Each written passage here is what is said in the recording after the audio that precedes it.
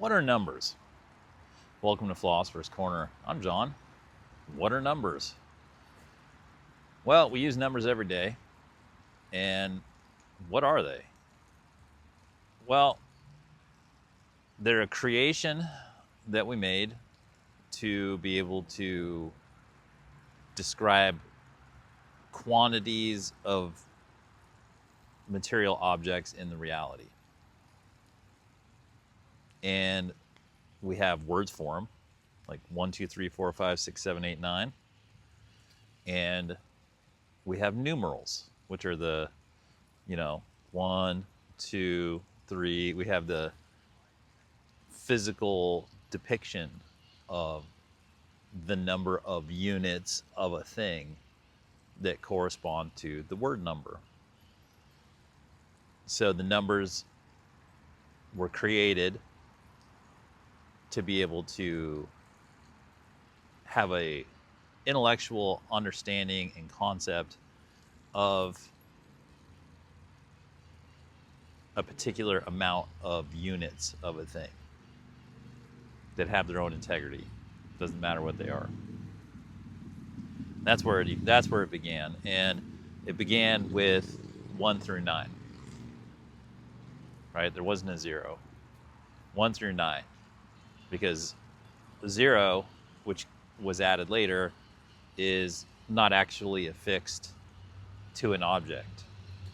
0 does not actually describe an amount of anything. 0 is an abstract idea, and 0 is also a placeholder in a 4 digits.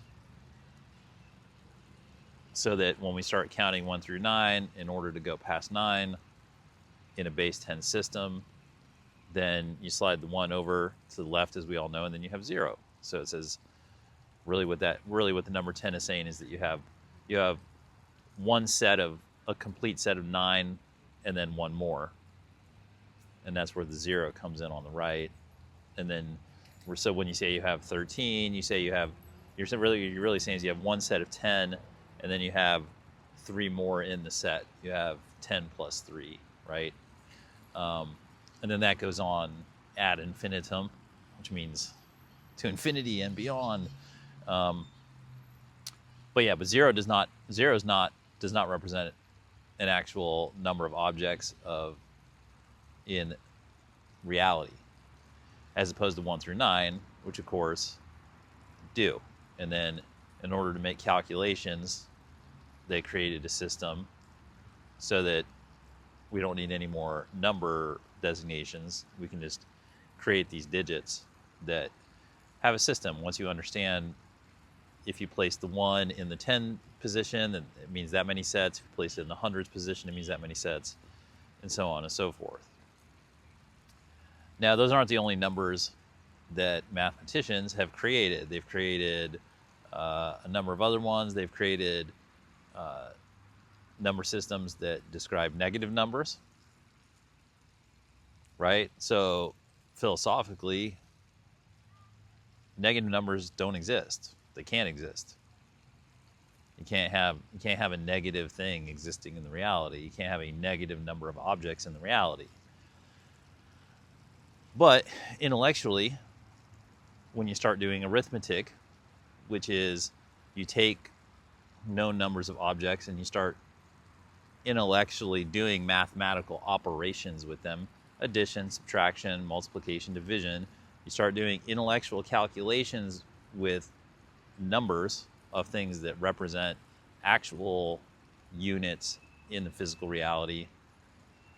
When you start doing those, then you can start producing numbers that don't exist in physical reality. They don't affix themselves to an object in physical reality. Like if I say 5 minus 7 equals -2, well, I can't give you -2 apples. I can't point to the floor and say that's what -2 apples looks like. That's impossible.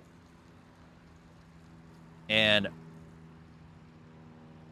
there are other sets of numbers that have been created in mathematics, such as square roots and also negative square roots and other things like that, where they describe things.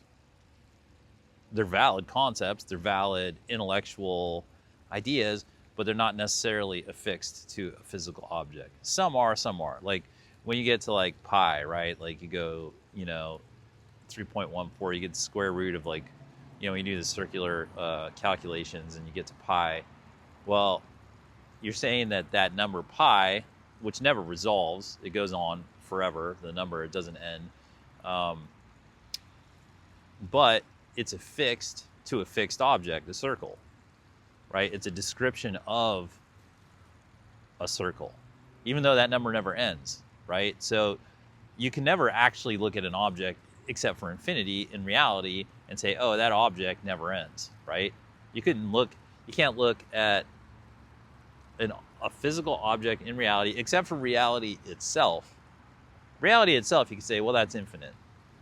And of course, that's philosophically debatable as well. But let's say you did say that physical reality was infinite and that you wanted to assign a never-ending number to describe it, right? Now, mathematicians they'll say that's more like you're trying to find the unified field, unified equation, whatever. But the only physical object that could really truly say that you could fix an unending number to would be creation itself.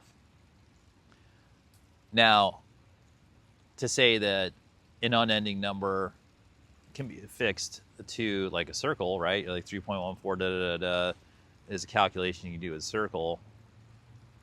Well, that's an intellectual construct. That's like an intellectual understanding of other principles of what you're working with in that sense, because it has gone beyond what a number is.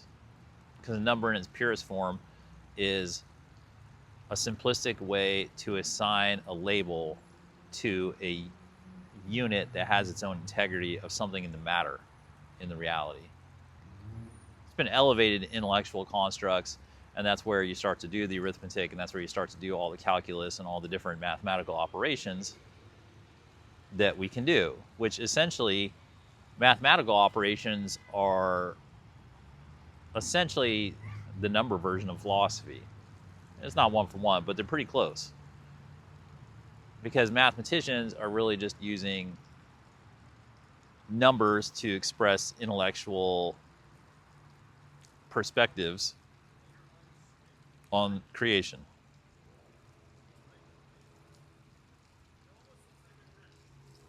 But when we get back to it, the original numbers, 1 through 9, they're firmly affixed to labeling units and objects. Now, numbers can be used for all sorts of things. It's not just mathematical operations, it's not philosophical descriptions, or even like, deeper insights into things. We use numbers every day because they're efficient, they help organize things, they keep things moving along. House addresses, phone numbers, GPS coordinates, budgets, video game code. Numbers are one of the more useful intellectual concepts that mankind's ever figured out. Super useful. Now, like I said, philosophically, when you get out of the normal number range, the intellectual relationship to what the numbers are saying gets very different very quickly. And of course, that's a field for mathematicians. But as with philosophy, what you always find out in philosophy is that it is the overarching perspective on all the disciplines. Because the idea of philosophy is that you get to a point where you get into the study of studying. So everything is a subset of philosophy. When you become a true philosopher, it has to cover all the reality. Philosophy covers all reality. So it has to cover all intellectual, spiritual, physical, mental, all the disciplines. And at least it has to have familiarity or compatibility, because philosophy is the study of all. Now, it begins with the love of wisdom, but the love of wisdom, you find out, are routes that lead to transcendental perspectives, and then you find out there are many routes of transcendental perspectives that lead to the overall perspective, and it sort of simplifies when you go, well, everything just sort of gets philosophical when you get to a certain level of study in your field. And mathematics is one that makes it very clear and very mainly pretty elegant and way less emotional. And it begins with numbers. So numbers, they're simple at the beginning because it's just assigning a word and a numeric and a pictorial figure to an agreed upon set of objects, units of any nature in matter. It's a real thing. Like, it's a really, really practical thing from 1 through 9. And then once it expands out into the other versions of numbers that mathematicians have established, you start to get into essentially intellectual calculations, projections, insights, transcendental ways of thinking, calculations, and you really start to engage in spatial arrangement. You really start to engage in trying to figure out what the reality itself is made out of, how it can be cataloged, manipulated, calculated, alchemized, understood, harnessed, respected, like all these different things.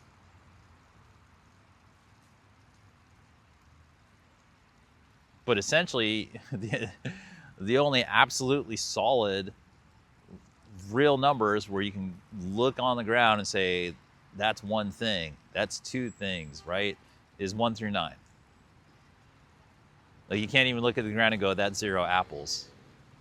Because 0, you could say that's 0 anything and point at the air.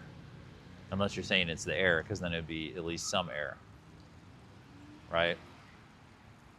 And of course, numbers, even those numbers are dependent upon the definition of the limits of the object or the unit of the thing that you're discussing. But once you do have agreement on all those things, then 1 through 9 are exceptionally useful. And when you want to have more than 10 things, then 0 is exceptionally useful, especially for, digits. And then once you want to start understanding relationships between things in the reality in terms of very rational, logical, elegant number systems, then all of the other versions of numbers that come in are extremely helpful. And the ability to do mathematics like basic arithmetic, algebra, calculus, geometry, all these other mathematical disciplines become extremely useful and helpful. And like any other discipline, if you do it long enough and you get deep enough into it and you do it with an honest, truthful, time-based study, and you grow and grow and grow in it, eventually it's inevitably transcendental in nature, and then it gets philosophical, because any mathematician who stays in the game for a long, long time and is deep into it eventually bumps up against the unified theory, right? The unified equation, the one algorithm that can accurately mathematically describe existence, right? That's always waiting for every mathematician, lurking somewhere in the background of their mind. And so you start from 1, and then you go through them all, and then eventually maybe you end up back at 1, but in like a really sophisticated way. So what are numbers? They're a helpful, elegant, rational way to describe objects in our reality, and they can be further expanded into all sorts of intellectual manipulation, calculation, and basically science.